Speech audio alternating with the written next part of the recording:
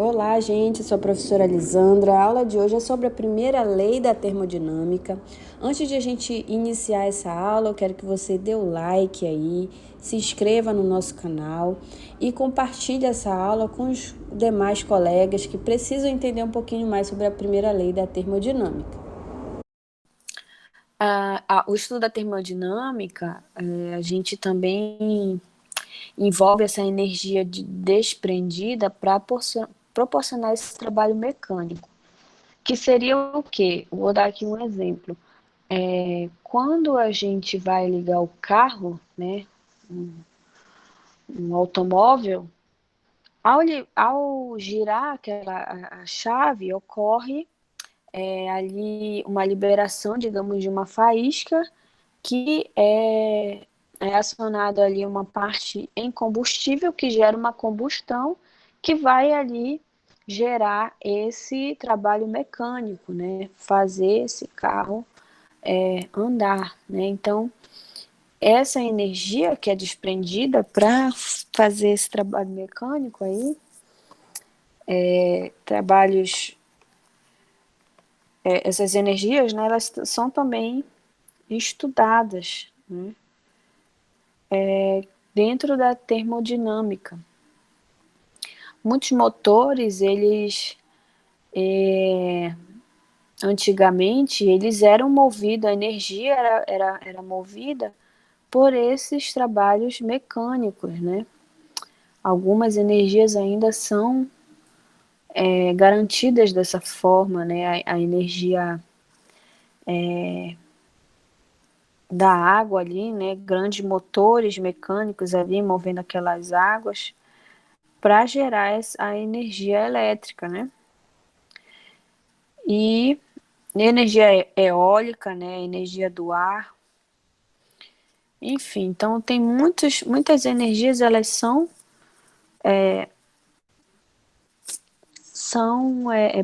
promovidas, né? São oriundas desse trabalho mecânico. Muitos barcos faziam grandes navegações com trabalho braçal, né? Os escravos ali trabalhando ali no motor mecânico para que o navio navegasse, né? Então existe esse tipo de estudo dentro da termodinâmica, uma energia que se desprende para proporcionar esse trabalho mecânico. E aí nós precisamos entender alguns conceitos, tá? Conceitos do que seria aí o sistema, fronteira e vizinhança. Então eu coloquei aqui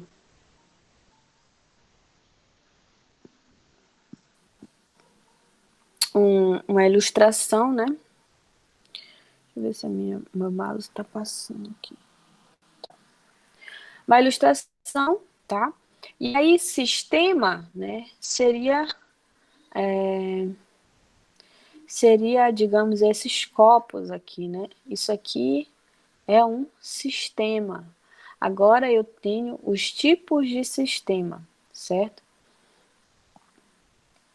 Indicando aqui o sistema, eu também tenho a minha fronteira. A fronteira seria o que impede aqui, né? Eu não estou enxergando meu mouse. A fronteira seria justamente o que impede, digamos, esse meu líquido que está dentro desse, digamos, desse copo, sair de dentro desse recipiente, né? Então, a fronteira seria a barreira aí desse recipiente, o que separa o meu sistema da minha vizinhança, né? Vizinhança seria todo esse universo aqui na cor verde, né? Tudo que está fora do meu sistema é a minha vizinhança, né? E o meu sistema, ele tem essa barreira, né? Que é chamada aí de fronteira. E aí essa fronteira, ela pode ser diatérmica, que ocorre uma transferência de calor, ou ela pode ser adiabática, né? Não ocorrer essa transferência de calor.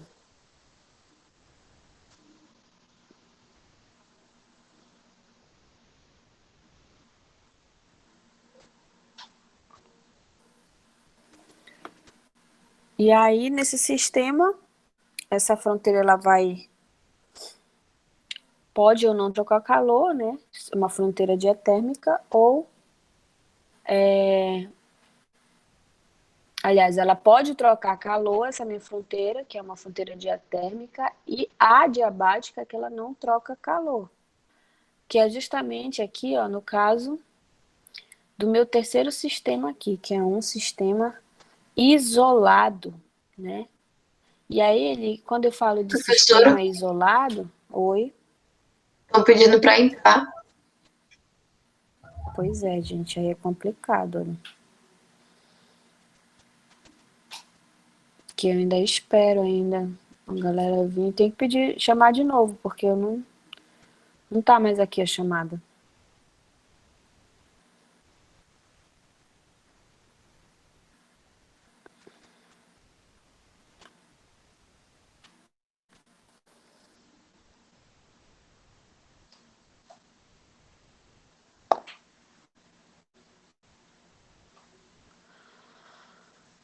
E aí esse sistema, ele pode ser aberto, tá?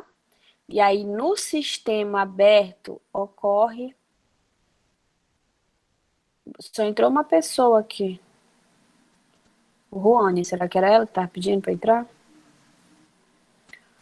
Então, no sistema aberto, nós temos a troca de matéria e a troca de energia, tá? Por isso que nós temos aqui, olha, setinhas vermelhas e setinhas amarelas aí saindo do sistema, né? Que é justamente essa troca de matéria, essa troca de energia, porque ele está aberto, esse sistema. No sistema fechado, né, o meu sistema 2 aqui, o sistema do meio, eu só vou ter troca de energia, eu não vou ter troca de matéria, porque esse sistema vai estar fechado, né? É como se eu colocasse uma panela com água no meu fogão, ligasse o fogo ali, né? E colocasse uma tampa sobre essa panela. O que vai acontecer? Vai ocorrer a troca de energia, porque o que? A fronteira, que é a minha panela, ela vai estar aquecendo, ela vai estar liberando, desprendendo calor, certo? Então, o calor é uma forma de energia. Então, há essa troca de energia, mas troca de matéria não tem, que é a minha água, que estaria ali entrando em ebulição, né? E tendo o processo de vaporização, só que com a tampa fechada, a tampa vai segurar ali aquela água dentro da minha panela, né? Não vai para as minhas vizinhanças, né? Em forma de gotículas, em forma de gás, né? A água em forma gasosa. Tanto que quando você vai cozinhar e tampa essa panela, quando você tira essa panela, quando você tira a tampa da panela, a água está toda ali aglomerada na panela, né? Porque justamente o sistema está fechado e não troca essa matéria. No sistema isolado, não há nenhuma troca, nem troca de calor, nem troca de energia. É como se fosse uma garrafa térmica, né? Ela está segurando ali aquele calor ou segurando para que ela permaneça ali gelado, né, digamos assim, o meu alguma coisa que eu esteja carregando ali dentro daquela garrafa. E aí não há nenhum tipo de troca, está totalmente isolado, tá? Então, recapitulando aqui, nós temos o nosso sistema, fronteira seria o que divide o meu sistema para as vizinhanças, né? Seria a barreira a barreira desse meu recipiente, né? Na cor preta aqui, e ela pode ser diatérmica quando há troca de calor e adiabática quando não há troca de calor. E eu tenho a minha vizinhança. Isso aqui tem que ser explicado porque durante a aula a gente vai falar muito desses termos. Vai ter troca para a vizinhança, né, sistema e tudo mais. Então, isso aqui tem que ficar bem claro para vocês, tá?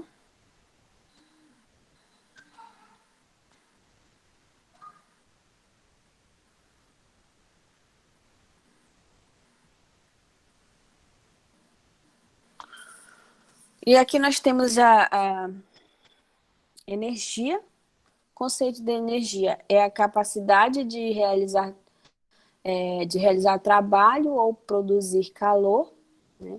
Então, quando eu estou realizando trabalho, eu estou produzindo energia, né? Meu sistema ele está produzindo energia, ou ganhando ou perdendo, né? Quando o sistema ele está em atividade, ele pode produzir calor, e isso também é uma forma de energia. Então, trabalho e calor, eles são formas de energia, né? E aí nós temos a definição de trabalho. É energia utilizada para fazer com que um objeto se mova contra uma força, né? Por exemplo, quando eu pego uma bola e lanço para cima, eu estou realizando um trabalho sobre aquela bola.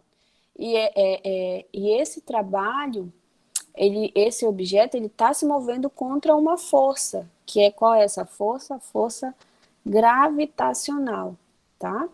Então, o trabalho, ele vai ser essa energia, né, utilizada justamente para mover esse objeto com uma força, como é o caso aí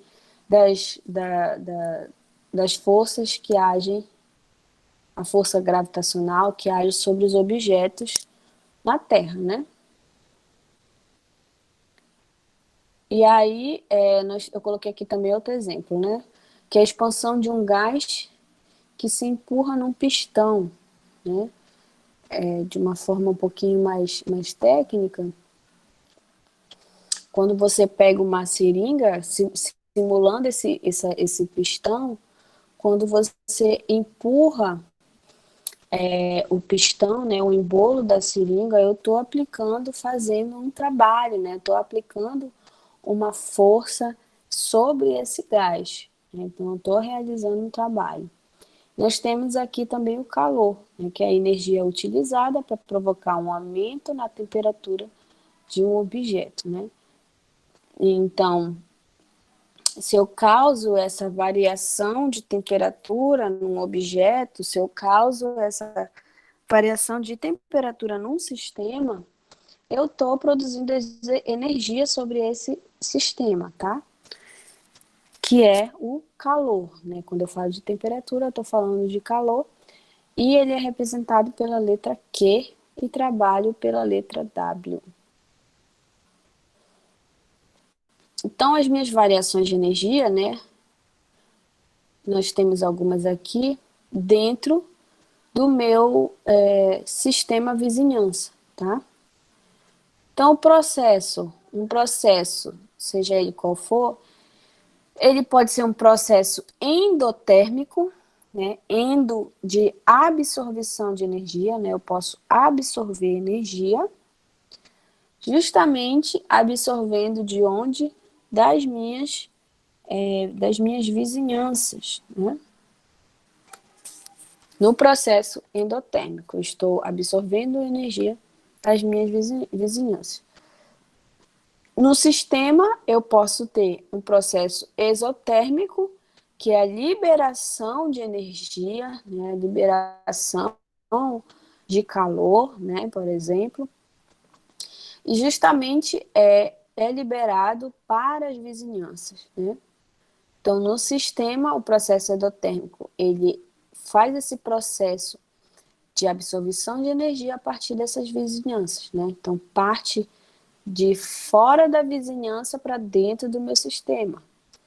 E um processo exotérmico vai liberar energia e ele justamente libera para a vizinhança.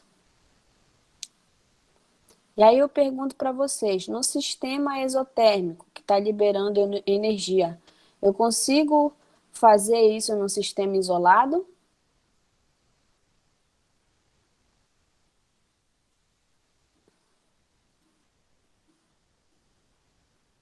Não, Por que, Jonathan?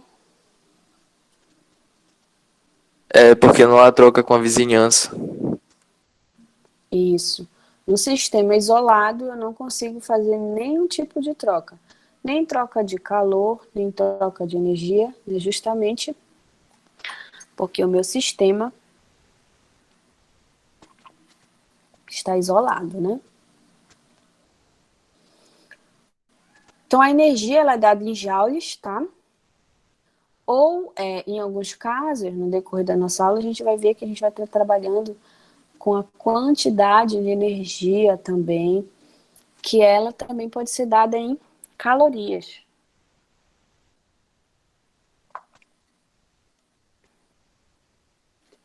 E aí, por isso que é feita essa equivalência, que uma caloria ela vai ser exatamente igual a 4,184 joules, tá? Então, caso seja necessário transformar essa energia de calorias para joule, a gente faz essa regrinha de 3 e faz essa transformação. E aí nós temos a energia interna do sistema, tá?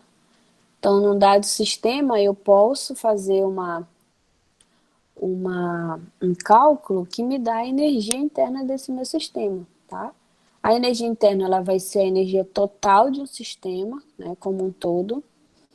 E aí, justamente, a energia cinética e potencial total das minhas moléculas que compõem esse sistema, né? E aí, a energia interna, ela é uma função de estado, ou seja, ocorre uma variação dessa energia. Então, quando tem essa variação, né, por isso que ela se transforma em ΔU.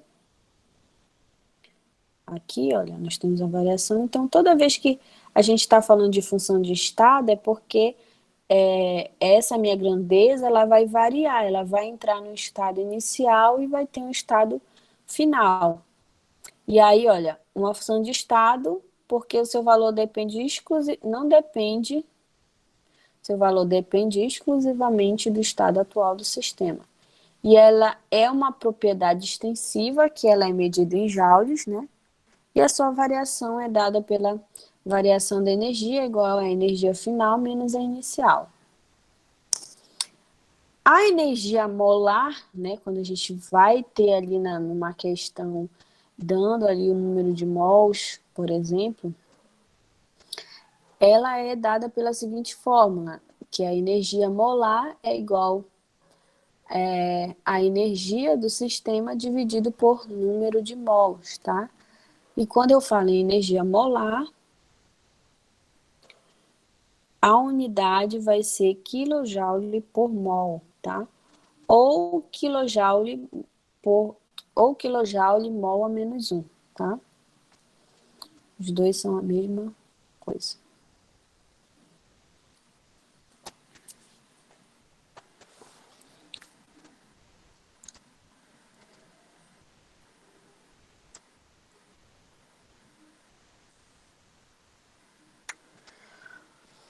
E aí, como a energia interna ela é energia cinética e potencial de moléculas que compõem um sistema a gás, então essa energia interna ela vai ser baseada ali na lei dos gases ideais, né? O NRT aí, justamente. Então, para a gente realizar esse cálculo, a lei dos gases ideais ela foi também modificada para este caso, né? PV igual a NRT, e originou aqui a energia molecular interna, né? Representada por UM, tá? Então, ficou para um gás monoatômico 3/2, energia molecular vai ser 3/2 NRT, tá? E aí, esse caso aqui é para quando a gente está falando de um gás monoatômico, tá? Que é um gás, o quê? Um gás que só tem um átomo, tá? Por exemplo, é o caso do gás hélio. Então, quando eu falo gás hélio, ele é somente um átomo. Então, quando eu digo, estou tratando de uma questão me referindo ao hélio, eu já sei que ele é um gás monoatômico. Quando eu quero calcular a energia molecular, se aplica a primeira equação. Quando eu estou falando de um gás diatômico, que é o quê?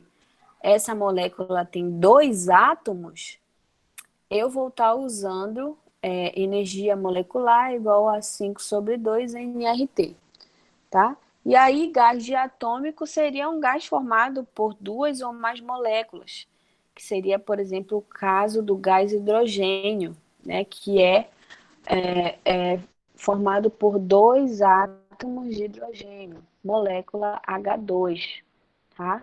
Então, quando eu estou falando de um gás monoatômico, eu utilizo a primeira equação.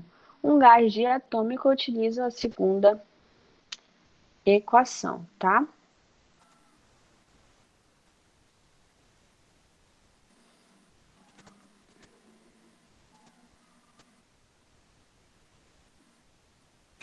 E aí, aqui sabemos que o N é número de mols, o R é a constante dos gases e o T é de temperatura.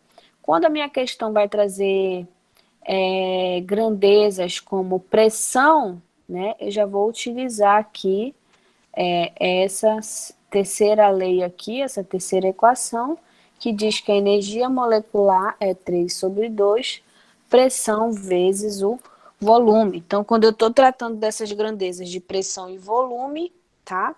Eu vou utilizar aqui a minha terceira equação, certo? Se eu não estou tratando de pressão e volume, vai ser a primeira ou a segunda equação, dependendo do tipo de gás, tá? Nesses casos, a temperatura e a energia interna, elas são grandezas diretamente proporcionais. Se eu aumento a minha temperatura, a minha energia desse sistema ela vai também aumentar. Se eu diminuir essa temperatura, a energia desse meu sistema também vai diminuir.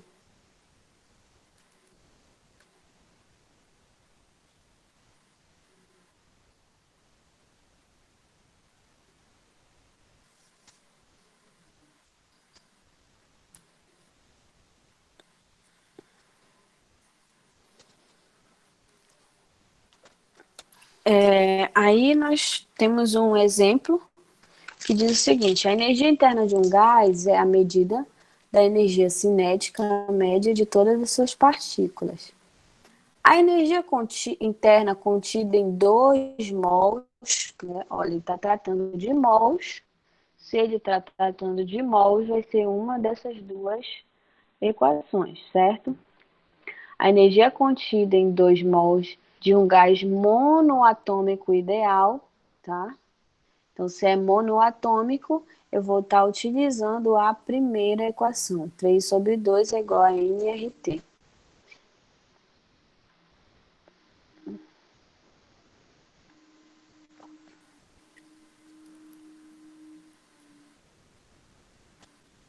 E ele deu aqui a temperatura, né? A temperatura já está convertida para Kelvin, que é igual a 300 kelvins, é de aproximadamente. Ele colocou aqui, considere R igual a 8,37 joules por mol por Kelvin, tá? Aí, olha, observem que nos gases ideais a gente estava utilizando 0,082, né, para a constante dos gases. Só que aqui, olha, a unidade já muda, né? É a unidade em joules, tá? Então, o valor vai modificar. E a resolução fica da seguinte forma, né? Eu vou utilizar a fórmula 3/2 é igual a nRT, né? Então, nessa expressão, o N é o número de mols do gás, R é a constante universal dos gases ideais e T de temperatura em Kelvin, né? Então, a nossa questão, a gente só vai substituir, né? Energia interna é igual a 3, o N, que é 2, o R, 8,37 multiplicado por 300 kelvins. Tudo isso dividido por 2, tá? E aí a minha energia interna, né? Aqui o R ele está dando em joules, então a minha energia interna vai ser dada em joules, que é 75, 7.533 joules, ou 7,5 vezes 10 a terceira joules, tá? Ou poderia ser 7,5 quilojoules, tá? Se eu fosse transformar para quilojoules. Entendido, gente? Alguma dúvida nessa questão?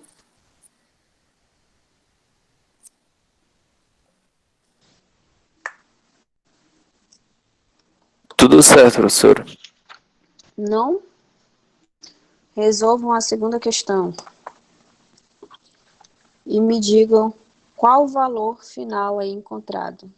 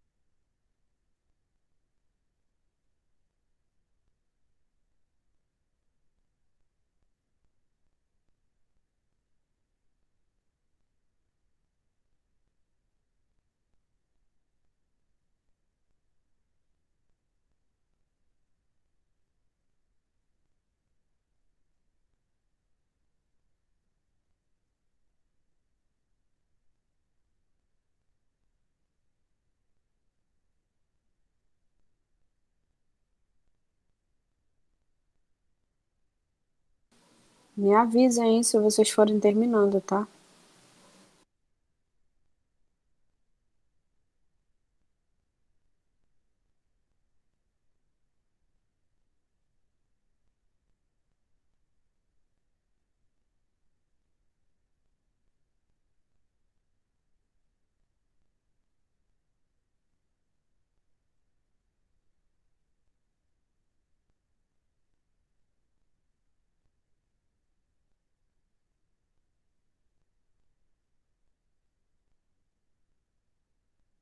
E professora, Oi? a senhora pode voltar ao slide e mostrar aquela equação que a senhora utilizou na outra questão?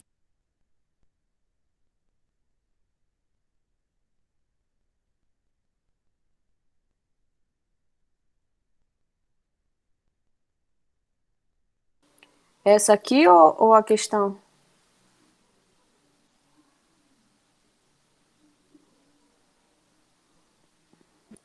Não, aquela lá.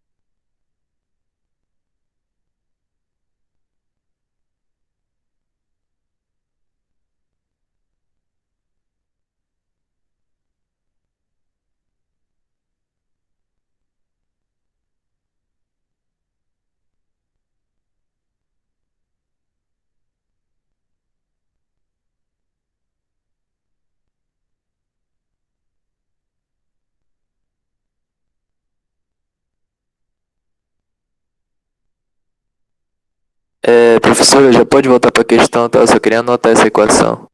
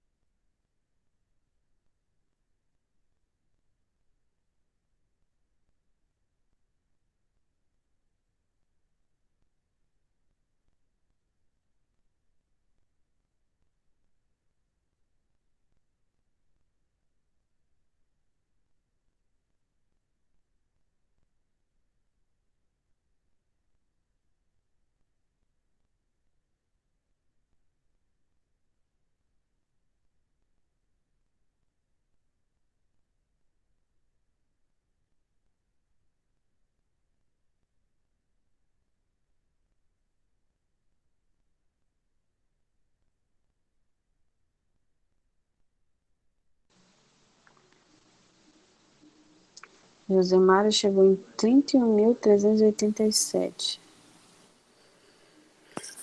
Lembrando que é um gás diatômico, tá, gente? Então vocês têm que prestar atenção nisso também, né? E que gás a questão está pedindo?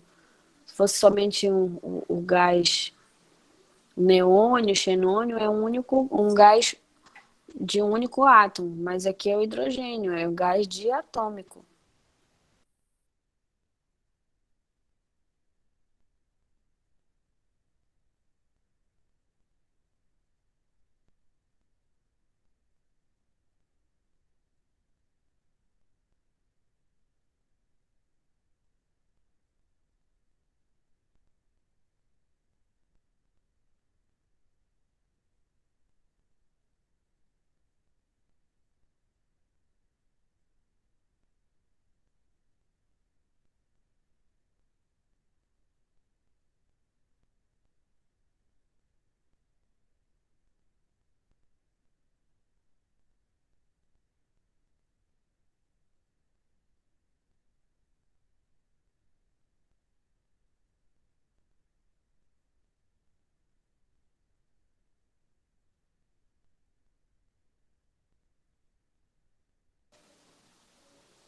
Aqui, gente, a questão diz que a questão não diz que é um gás monoatômico ou diatômico, ele diz que é o gás de hidrogênio.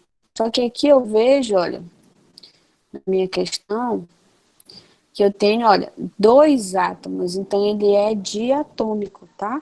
Se ele é diatômico, eu vou usar energia molecular interna, é 5/2 nRT. Dito isso, olha só, É possível calcular a energia interna do gás atômico ideal por meio da equação abaixo, né? 5 nRT dividido por 2, tá? E aí a gente faz a substituição. 5 multiplicado por 3 mols, aqui. 8,37 é a minha constante dos gases, multiplicada por 500 Kelvin, dividido para 2. Isso dá o total de 62.775, ou aproximadamente 6,3 vezes 10 elevado à quarta, tudo isso em joules, tá? Alguém conseguiu chegar nesse valor?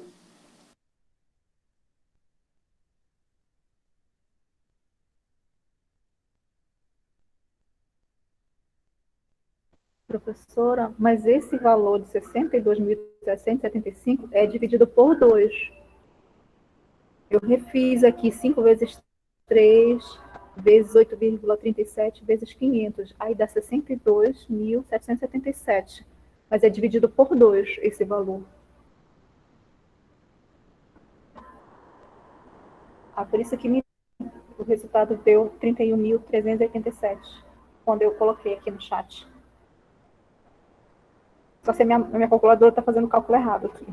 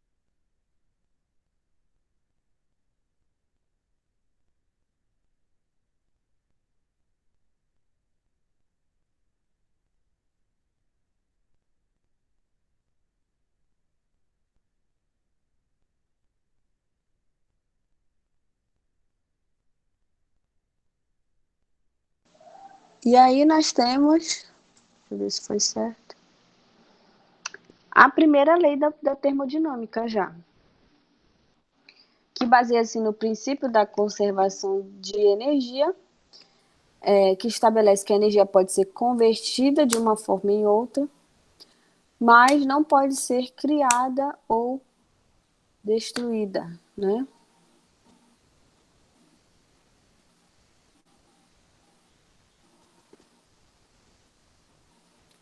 Ou seja, nada se perde, né?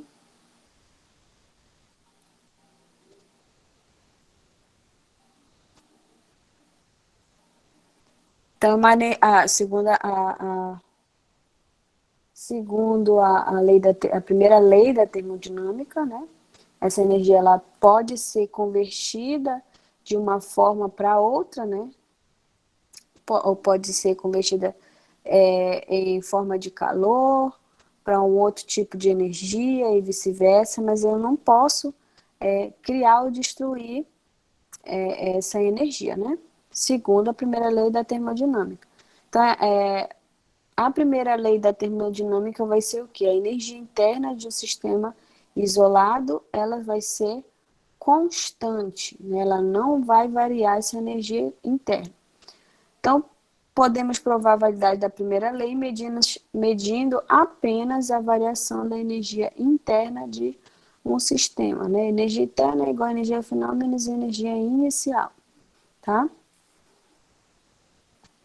E aí a gente tem que estar atento a essas variações que estão associadas ao meu sistema. E aí a forma mais útil aí da primeira lei seria o que? A variação da minha energia interna vai ser igual o meu calor, representado pela letra Q, né? Energia transferida como calor, mais o meu trabalho, né? O trabalho feito sobre o sistema. E aqui a gente tem uma tabela aqui falando dessas variações, como essas grandezas vão se comportar. Então, quando o Q ele for positivo, significa que o sistema ganhou calor, tá? Quando o Q, que é a quantidade de calor, né, em forma de energia, quando o Q ele for negativo, significa que o sistema perdeu calor. Para um trabalho positivo, significa que o trabalho ele está sendo realizado no sistema. Trabalho negativo significa trabalho realizado pelo sistema, tá? Então, para a variação de energia, uma variação de energia positiva significa ganho de líquido de energia pelo sistema, e negativo significa perda líquida de energia pelo sistema, tá? E aí nós temos aqui uma questãozinha.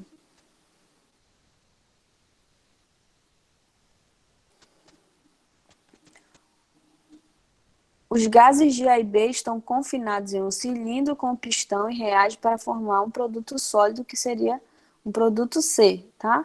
À medida que ocorre a reação, o sistema libera 1.150 joules.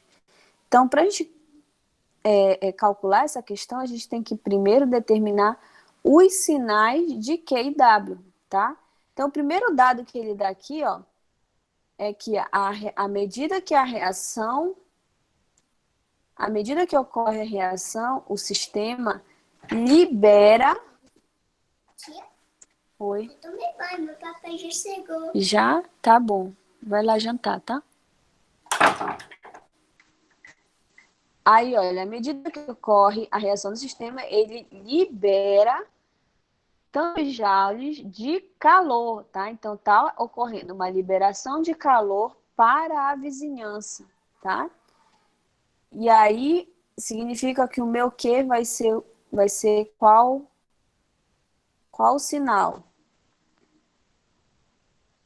Se ele está liberando calor, ele está perdendo, né?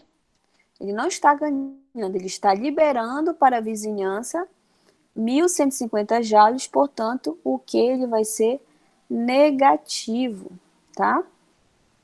que é negativo, e o trabalho vai ser positivo. Por quê? Olha, ele diz o quê? À medida que o volume do gás diminui sobre a pressão constante da atmosfera, a vizinhança realiza um trabalho de 480 no sistema. Ele diz que está realizando um trabalho no sistema, tá? Então, se é no sistema, olha aqui, ó, sinal positivo. Se lá tivesse escrito que era pelo sistema, o trabalho ele seria negativo. Mas como é no sistema, o trabalho é positivo, tá? E aí ele pergunta, qual a variação da energia interna? Se eu já defini qual os sinais ali da minha quantidade de calor e do trabalho, eu jogo já na fórmula, né? Variação da energia interna é igual a quantidade de calor mais trabalho. E aí eu vou dizer que o quê? A variação de energia vai ser menos 1.150, né? Porque o Q ele é negativo.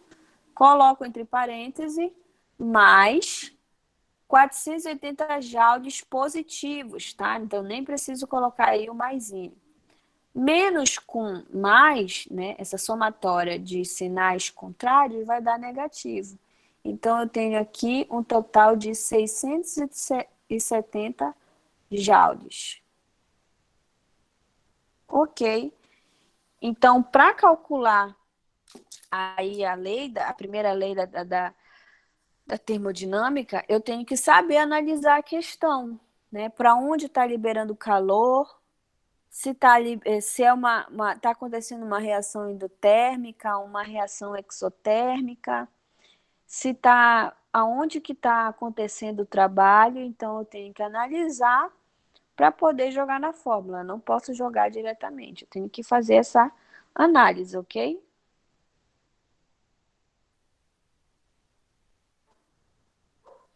E aí nós temos a equação do trabalho. O trabalho vai ser a minha força multiplicada pelo deslocamentos, tá? E aí também nós temos as conversões de sinais para calor e trabalho, tá? A gente tem que saber aí, não só jogar na fórmula, analisar a questão. Então, o trabalho realizado pelo sistema sobre a vizinhança vai ser negativo. Trabalho realizado sobre o sistema pela vizinhança é positivo. Calor absorvido pelo sistema a partir da vizinhança, que é o processo endotérmico, é positivo. E o calor absorvido pela vizinhança a partir do sistema, que seria um processo exotérmico, o sinal é negativo.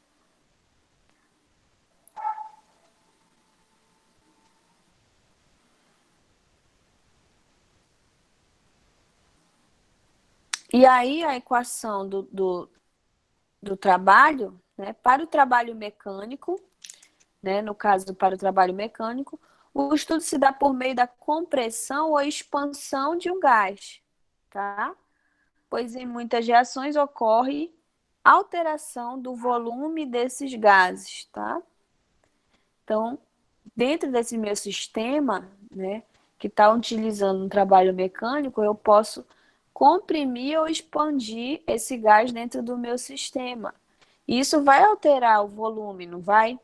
Se eu pego uma seringa e vou comprimir o embolo, né, o meu volume vai diminuir. Se eu vou expandir esse gás, o meu volume vai aumentar, né? Então, a expansão e a compressão ela é diretamente proporcional ao volume. E aí a equação fica o seguinte: trabalho é igual a menos pressão multiplicado pela variação do volume. E aí nós temos a seguinte questão. O combustível é queimado em um cilindro equipado com pistão. O volume inicial do cilindro é 0,250 litros e o volume final é 980 litros. Observe que ele já deu um volume final e um volume inicial. Então, seria aí uma variação de volume que vai ser o meu ΔV, né? Se o pistão expandir contra a pressão constante de 1,35 atm, qual será a quantidade de trabalho em joule? Aí ele deu um dado aqui, dizendo que 1 litro atm é igual a 101,3 joules, tá?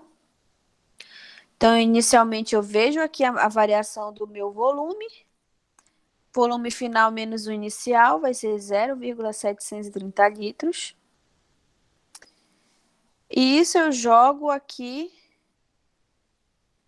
na minha fórmula, né?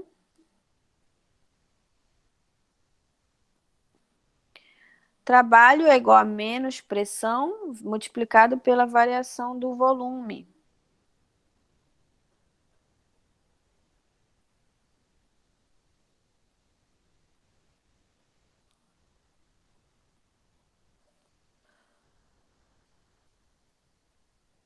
E aí ele vai dizer, vou multiplicar 1,35 atm multiplicado por 0,730 litros, tá? Isso vai dar aqui um total de menos 0,955 litro atm, né? Só que ele quer o meu trabalho em joule, né? Não quero 1 litro por atm. Então, eu vou fazer aqui uma regra de 3, né? A partir do dado que ele me deu aqui. Então, 1 litro de atm vai ser igual a 101,3 joules. Portanto, menos 0,9855 litros de atm vai ser igual a x, né? Faço aqui meio pelos extremos, o meu x vai ser igual a 99,8 joules. Tudo bem até aí?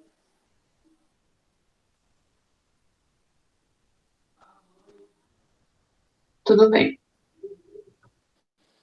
E a gente vai entrar aqui em trocas térmicas, tá?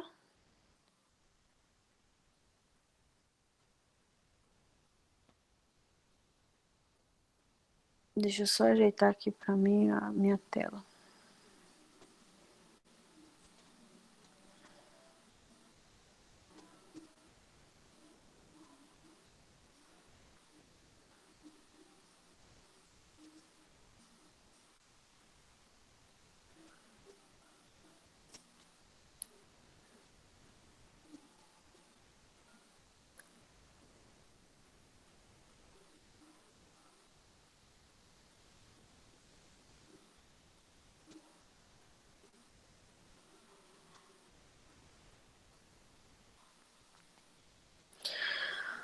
E aí, a calorimetria, gente, nada mais é do que uma forma de calcular a quantidade de calor que é liberada ou absorvida ali numa reação, tá? Então, quando você lê o rótulo de um alimento, por exemplo, de uma barra de cereal, você verifica um valor, digamos aí, de 100 quilocalorias, né? Um exemplo aqui, eu não sei quanto é a caloria de uma barra de cereal. Então, isso foi calculado e dito que aquele alimento liberaria essa quantidade de calor a partir do estudo da calorimetria, né? Justamente a partir de o quê? De um calorímetro, tá? E aí as unidades em calorimetria, elas são dadas em joule, lembrando que uma caloria, né, vai ser igual a 4,18 joules. Então, para fazer esse cálculo, saber qual a caloria desse alimento, a gente utiliza um aparelho chamado calorímetro, que é o aparelho que está ilustrado aqui para vocês.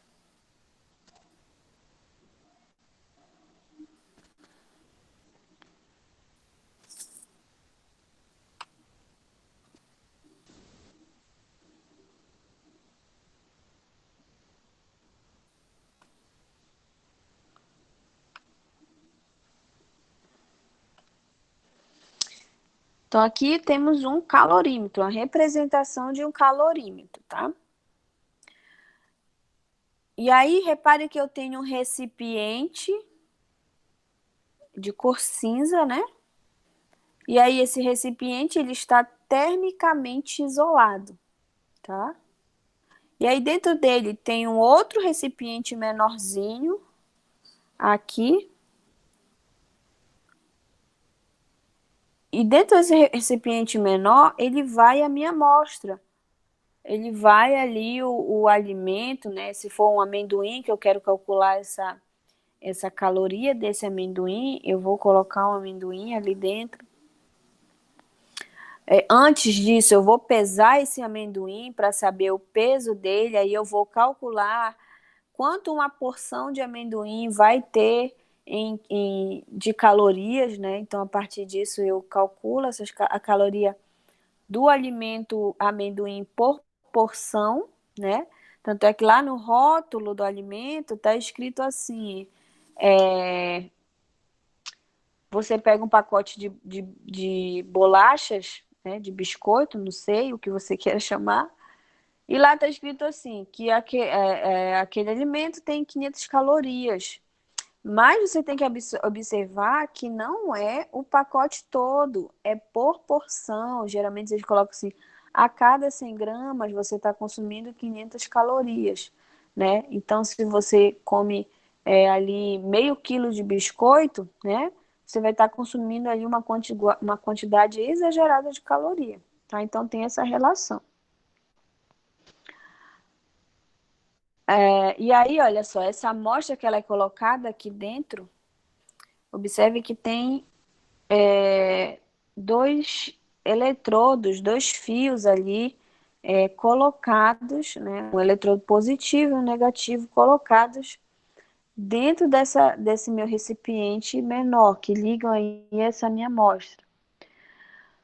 E aí, esses eletrodos são justamente para dar um curto-circuito, dando um pontapé para essa reação acontecer, tá? Então, eu vou colocar ali fios elétricos para essa reação acontecer, ou seja, ela é uma reação que ela não é espontânea, ela vai acontecer por influência de um choque elétrico, né? E aí, digamos que essa amostra vai entrar em combustão. E aí, vamos exemplificar aqui. Digamos que essa minha amostra não seja o amendoim, seja o carvão, tá? Então, vou colocar um pedaço de carvão aí. E aí, dentro desse meu recipiente, tem carvão e gás oxigênio dentro desse recipiente aqui, onde está a minha amostra. Está o carvão e o gás oxigênio, tá?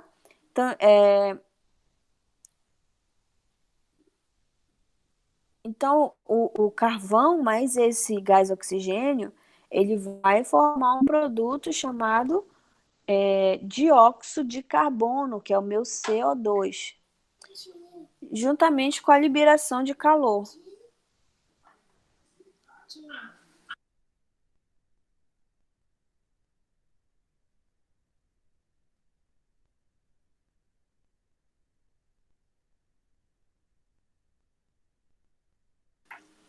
E aí vai liberar dióxido de carbono mais liberação de calor, porque vai gerar uma combustão, e toda combustão ela é uma reação exotérmica.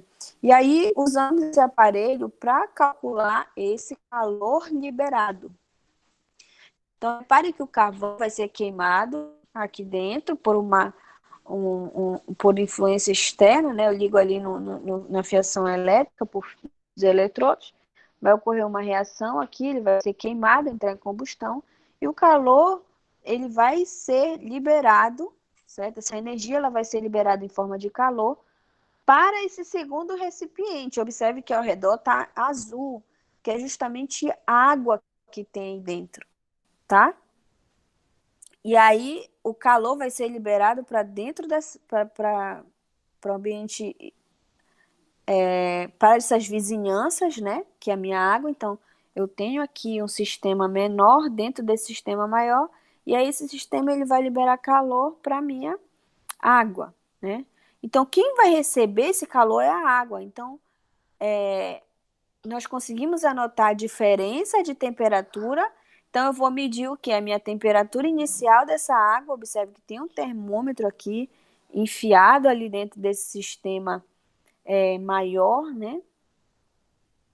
Queria poder apontar aqui para vocês, mas o meu mouse não está colaborando. Então, eu tenho aqui um termômetro. E aí, eu vou medir a temperatura dessa água antes da reação acontecer e depois, quando a minha amostra entrar em combustão e liberar esse calor, a água vai aquecer. E aí eu vou medir essa temperatura. E aí a gente consegue anotar essa diferença de temperatura, verificando a temperatura final menos a inicial, e aí justamente a gente consegue calcular quanto de calor essa água recebeu. E aí, portanto, eu vou ter uma quantidade de calor Q. Deixa eu ver aqui. Que eu acho que já dá para passar aqui. Aqui, ó. Eu vou ter uma quantidade de calor Q, que é justamente a quantidade de calor cedida, né? Que é ali o QC, certo? Que esse calor cedido é a reação da minha amostra, né? É a amostra que vai ceder esse calor. E aí, essa reação está aqui representada, a reação da minha amostra, carbono, né? O carbono é constituído de carbonos, mais o gás oxigênio, que estava dentro ali também da amostra, vai produzir dióxido de carbono mais o calor, né? Uma reação exotérmica. E aí eu sei que a quantidade de calor liberada pela queima do carvão é quem vai receber essa quantidade de calor, vai ser a água. Considerando que a água não troca calor com a vizinhança, essa água aqui ela não vai trocar calor com a vizinhança porque esse recipiente está isolado, né? Eu falei para vocês inicialmente que ele estava isolado. E aí eu consigo fazer esse cálculo, né? Então, se você você está comendo lá sua barrinha de cereal, aquelas calorias elas foram calculadas a partir de um calorímetro, que é justamente essa representação aqui de como ele funciona, né? Olha só que bacana. Aí, olha só, aí a quantidade de calor ela é designada por uma fórmula, né? Eu consigo calcular a partir de uma fórmula, que é o quê? A quantidade de calor recebida, que aqui é onde a água está recebendo essa quantidade de calor, é igual a massa vezes o calor específico vezes a variação de temperatura. O calor específico, né? Mas o que seria esse calor específico? O calor específico é a energia necessária para que você aumente uma quantia daquela substância em uma determinada temperatura e cada substância vai ter o seu calor específico. E aqui no caso, né, a substância que está recebendo esse calor é a água, nesse caso, tá? E aí, eu coloquei aqui, cadê? Eu coloquei aqui que 1 grama de água, se você fornecer 1 caloria para 1 grama de água, você faz com que a temperatura dessa água aumente em 1 grau Celsius. Então, essas grandezas aqui, elas são diretamente proporcionais, né? E aí, esse calor específico é uma quantidade de energia fornecida a uma quantidade de substância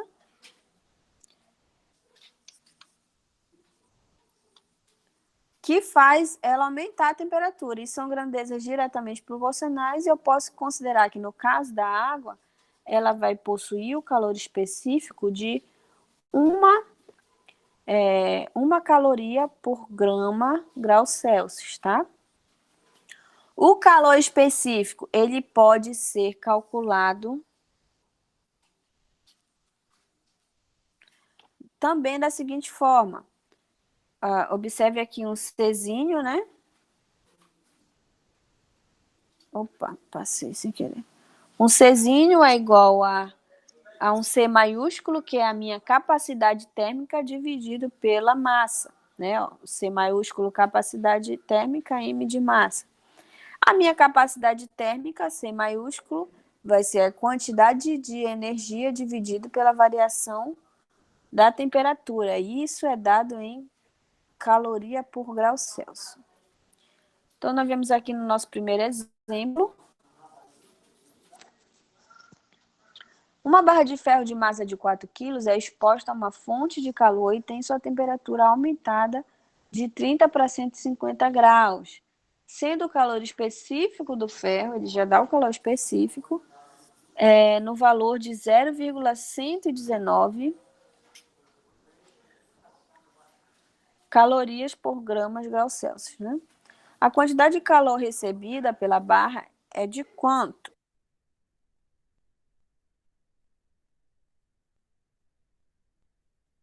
A gata entrou aqui. E aí nós temos a massa, vamos tirar os dados dessa questão.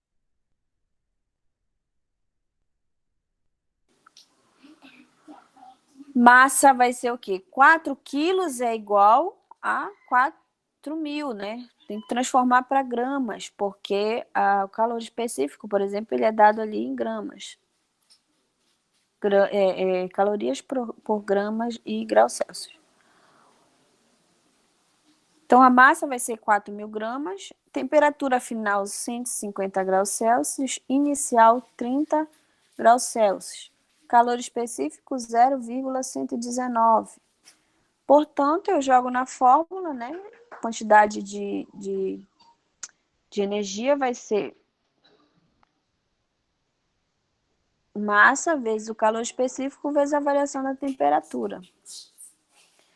E aí eu só faço a multiplicação dos valores. 4.000 vezes 0,119 vezes 120. Isso dá o valor de 57.120 calorias ou 57,12 quilocalorias. E aí, essa aqui ficou para vocês resolverem. Botar em prática aí.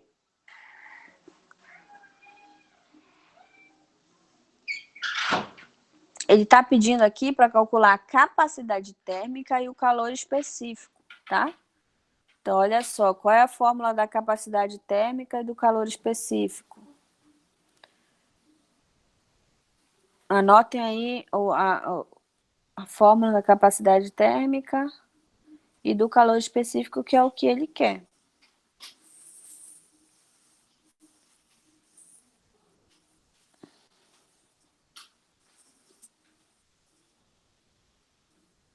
Que aí eu passo lá para a questão novamente.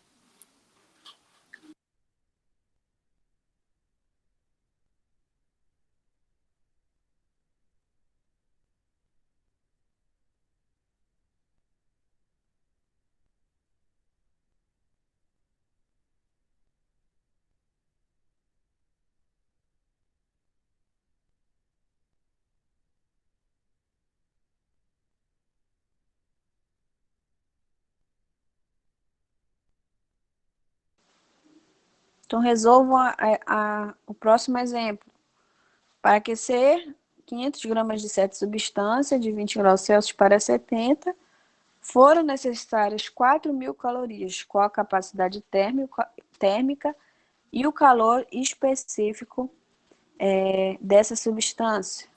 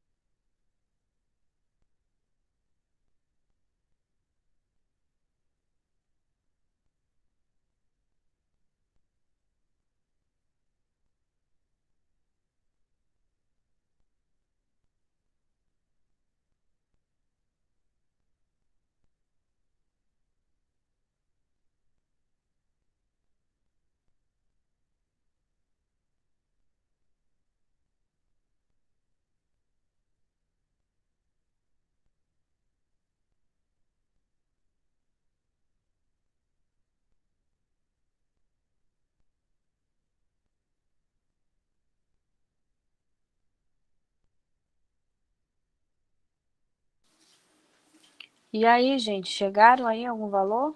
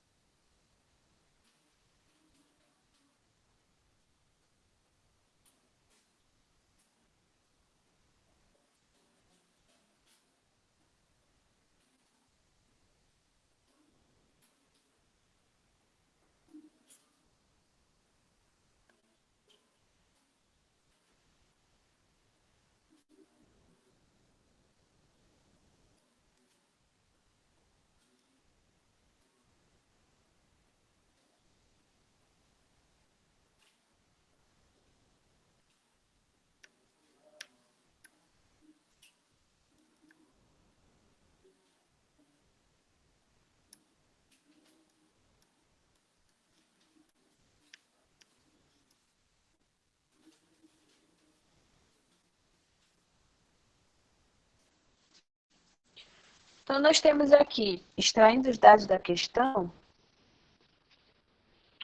que a massa vai ser 500 gramas, né? Não preciso fazer nenhuma transformação. A minha quantidade de energia é 4.000 calorias. Variação da temperatura vai ser 50 graus Celsius, né? Porque 70 menos 20 é igual a 50, tá? Então, coloquei direto aqui. E aí ele está pedindo a capacidade térmica, que é o meu C maiúsculo. E também o meu C minúsculo, que é meu calor específico, tá? Então, isso dá para calcular. Capacidade térmica é dada por capacidade é igual a quantidade de calor dividido pela variação da temperatura, né? Então, a quantidade de energia vai ser 4.000 dividido para 50, que é igual a 80 calorias por grau Celsius. E aí, gente, eu uso o resultado da capacidade térmica para calcular o calor específico.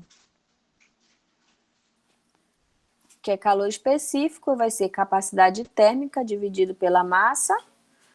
Capacidade térmica me resultou em 80 calorias por grau Celsius, dividido pela massa, que é 500, vai me dar um valor de 0,16 calorias por gramas grau Celsius, tá? Então, o calor específico dessa determinada substância vai ser 0,16. Entendido até aí, gente?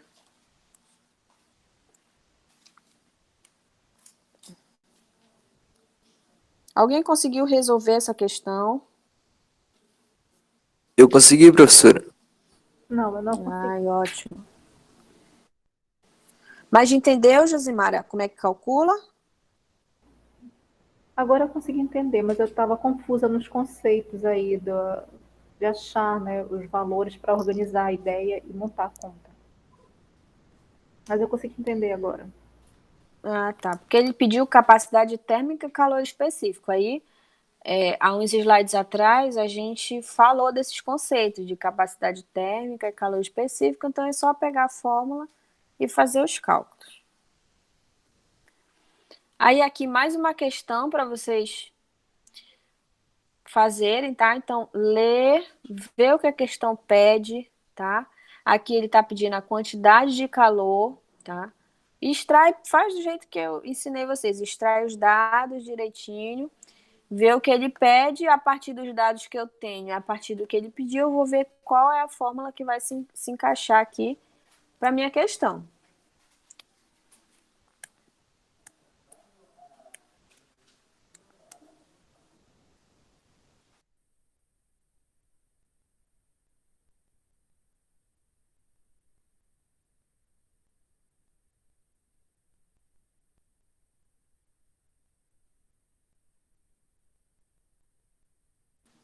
Eu vou dar aí alguns minutos. Ele está pedindo a quantidade de calor que ele recebeu dentro da panela, né? Quantidade de calor que, tá? Ele tá querendo o quê?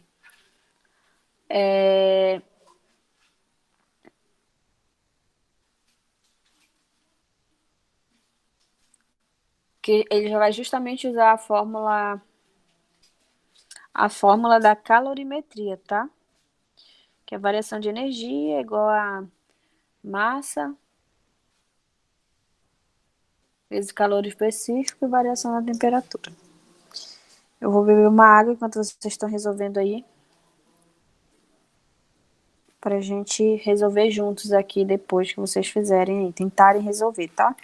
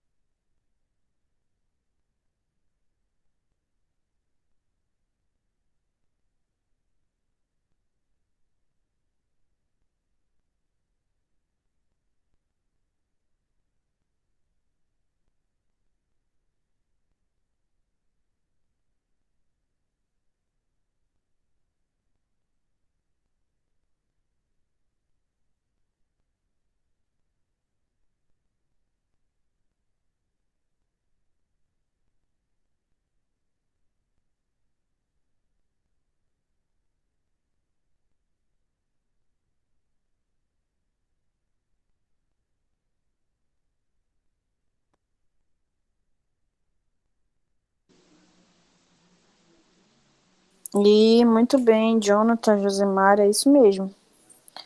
96, olha só.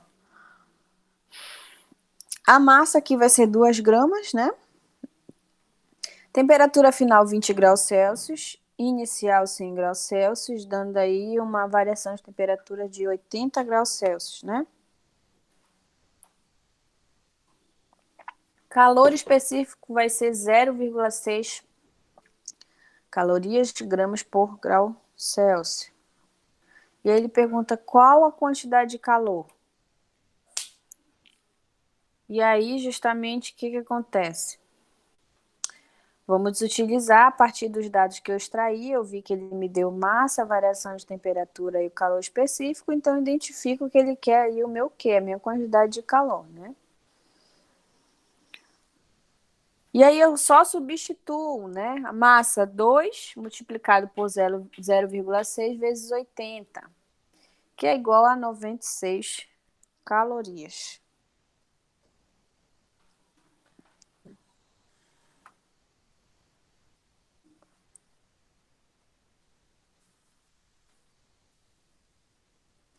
Então, ele diz que apenas um grão de pipoca, da pipoca que você come na sua casa, é 96 calorias. Então, se você come, dá até para fazer esse cálculo a partir disso aí. Se você come 100 gramas, se 2 gramas, né? Dá para fazer uma regra de 3 aqui.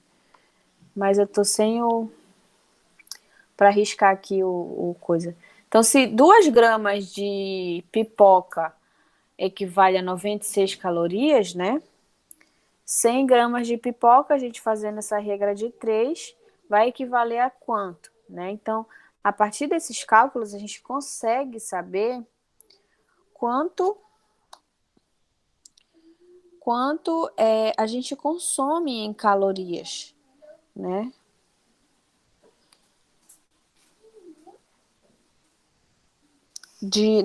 Na nossa alimentação, né? Então, isso aí vem nos rótulos.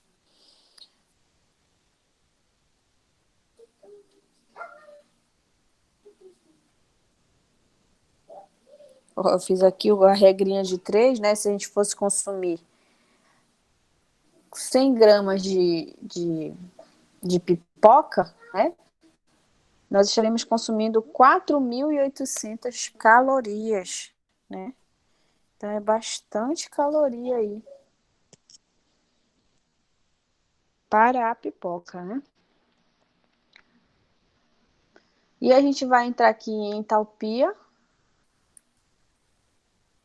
A entalpia, ela vai ser a minha energia interna somada ao meu produto da pressão P pelo volume do sistema, tá? Então, a entalpia, ela também é um tipo de energia, tá? Uma energia interna. A entalpia, ela é uma função de estado, porque a energia interna, devido a ela ser uma função de estado, o volume e a pressão também ser um volume de estado, a entalpia, consequentemente, vai ser também uma função de estado. Tanto é que a gente consegue calcular a variação dessa entalpia, né? Então, eu tenho uma entalpia final e uma entalpia inicial, né?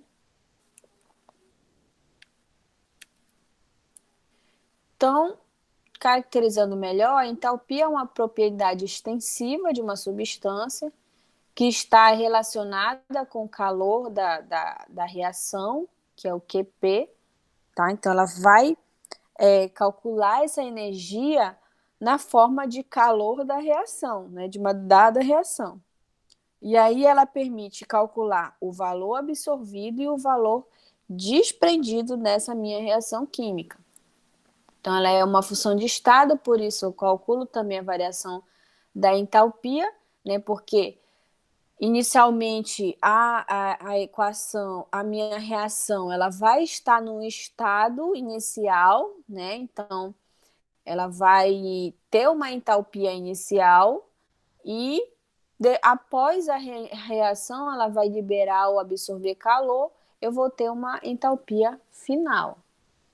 Eu consigo fazer essa entalpia final e ela geralmente é a pressão constante, né? Portanto, a quantidade de calor relacionado à minha pressão aí vai ser igual à variação da temperatura.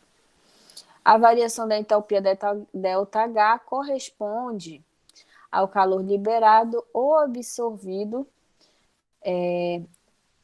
à pressão constante, né? Então, por isso que QP é igual à variação da entalpia. Porque toda entalpia liberada, todo calor liberado ou absorvido, ele vai acontecer à pressão constante. Então, para as reações, nós temos processos endotérmicos e exotérmicos, né? Endo absorve calor da vizinhança, exotérmico transfere calor para a vizinhança, né? Então, da mesma forma que acontece no sistema gasoso, né, numa reação também vai acontecer da mesma forma. Então, uma reação endotérmica, ela mostra-se fria, né? E uma reação exotérmica, ela tem ali uma propriedade física quente, né? Ela se mostra mais quente. Então, numa reação endotérmica, o calor do meio ambiente, ele é convertido em entalpia do sistema reativo, né? Que é justamente a quantidade de calor é absorvido ou liberado a uma pressão constante, né? E aí, em uma reação exotérmica, a entalpia é convertida em calor, tá?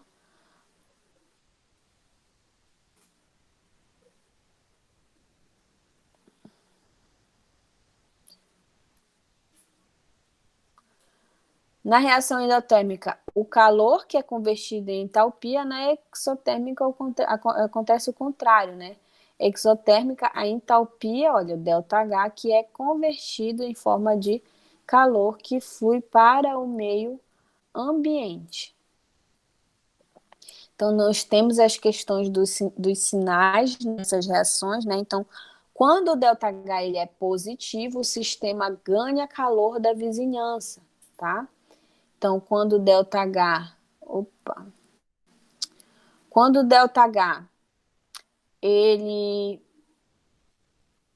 ele é positivo, ele está ganhando calor da vizinhança, né? Aqui, ó, entrando calor para dentro do sistema, ΔH maior que zero, ele é endotérmico, tá? Então, quando ele é positivo, ele é endotérmico. Quando o ΔH ele é negativo, o sistema libera calor para a vizinhança. Olha aqui o calor saindo de dentro do meu sistema. Então, ΔH menor que zero, ele vai ser exotérmico, ok? Então é isso, gente. Essa foi a nossa aula de hoje e eu aguardo você na nossa próxima aula. Dá like, compartilha com seus amigos para aprender um pouquinho mais sobre a primeira lei da termodinâmica.